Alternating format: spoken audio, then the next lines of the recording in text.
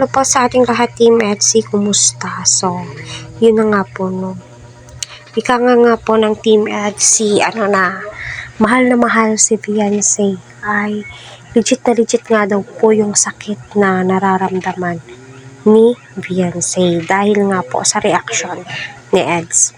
Di po natin alam, kasi, sige, sabihin po natin, dahil naka-live, hindi alam naman po natin lahat ng uploaded nila Kalinga Prab ay wala po silang kinakat.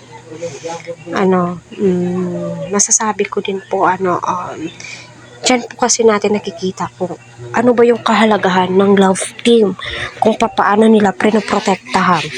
At hindi po doon nagtatapos yung love team po nila dahil sa heart reactions.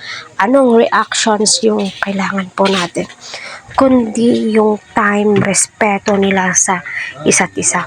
Alam nyo, hindi naman po sa lahat ng oras kailangan po nilang dikit ng dikit sa isa't isa. Sa totoo lang, kailangan din po nilang mag-inhale, exhale, dahil although di naman po toxic, kasi marami pong nagmamahal sa kanila at thankful po tayo doon sa mga Etsy fanatic na andyan talaga umaalalay sa kanila, nagmamahal po sa kanila at hindi po sila pinapabayaan. Yun po yung pinaka the best po talaga sa lahat.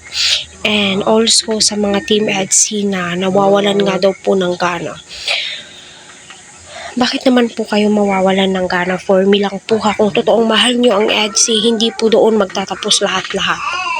Hindi po magtatapos doon sa pangbabash, sa mga tumatakbo sa kaisipan po natin. Kung mahal natin silang dalawa, syempre, paglaban ninyo. Paglaban natin. Kung paano ipinaglalaban ni Beyonce, yung love team po nila, kung paano nila inaalagaan. Ganun din po dapat, di ba? Hindi yung, ganun pala, no. Hindi po ganun mga ka-Team Etsy. Kung ganun lang po tayo karupok, no, bakit andito pa tayo nag-i-stay? Yes, nag-i-stay tayo dahil mahal natin silang dalawa. Hindi lang kay Beyonce, kundi kay Kalinga Eds. At ramdam naman po natin iyon, di ba?